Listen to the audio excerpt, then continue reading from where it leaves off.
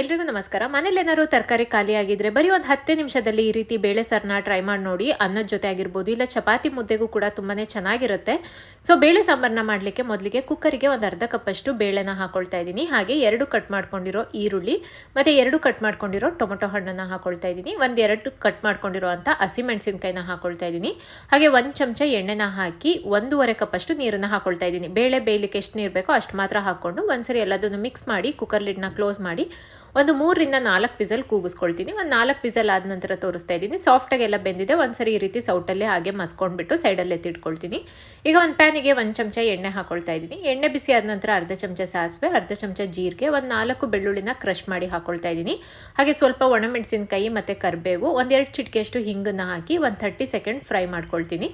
ನಂತರ ಇದಕ್ಕೆ 1 ಚಮಚದಷ್ಟು ಖಾರದ ಪುಡಿನ ಹಾಕೊಳ್ತಾ ಇದ್ದೀನಿ. 1 ಚಮಚ ಸಾಂಬಾರು ಪುಡಿನ ಹಾಕೊಳ್ತಾ ಇದ್ದೀನಿ. ಸಾಂಬಾರು ಪುಡಿ ಇದ್ದರೆ ಹಾಕೊಳ್ಳಿ, ಇಲ್ಲಾಂದರೆ ಧನಿಯಾ ಪುಡಿ ಕೂಡ ಹಾಕೊಳ್ಬೋದು.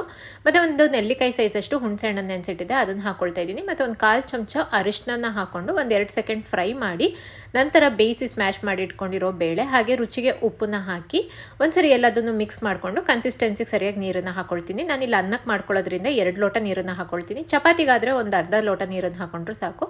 ಸೊ ಒಂದ್ಸರಿ ಎಲ್ಲದನ್ನು ಮಿಕ್ಸ್ ಮಾಡಿ ಒಂದು 4-5 ನಿಮಿಷ ಕುದಿಸಿ ಲಾಸ್ಟಲ್ಲಿ ಕೊತ್ತಂಬರಿ ಸೊಪ್ಪನ್ನು ಹಾಕೊಂಡ್ರೆ ಟೇಸ್ಟಿಯಾಗಿರೋ ಬೇಳೆ ಸಾಂಬಾರು ರೆಡಿ.